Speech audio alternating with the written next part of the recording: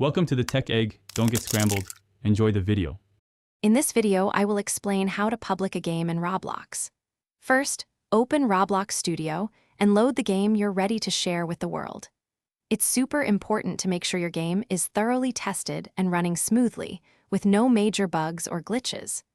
Once you're confident, save your game directly to Roblox by navigating to File and then selecting Save to Roblox from the drop-down menu. This initial step ensures your creation is stored securely on the platform. Next, let's dive into the game settings. Within Roblox Studio, find and click on the Game Settings option. From there, you'll want to navigate to the Permissions tab, which is crucial for controlling who can access your experience. Here, you'll see an option to change your game's privacy.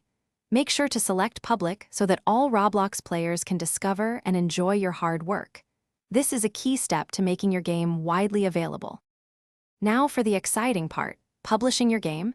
Go to File in the top left corner of Roblox Studio. Then, select Publish to Roblox As. From the menu, you'll be prompted to either choose an existing game to update or create an entirely new one. After confirming all your details, including the game's name and description, simply click the Publish button. This action makes your game officially live and accessible to the Roblox community. Congratulations, your game is now public. After publishing, head over to the Roblox website and find your game's dedicated page. This is where you can monitor important metrics like player count and engagement.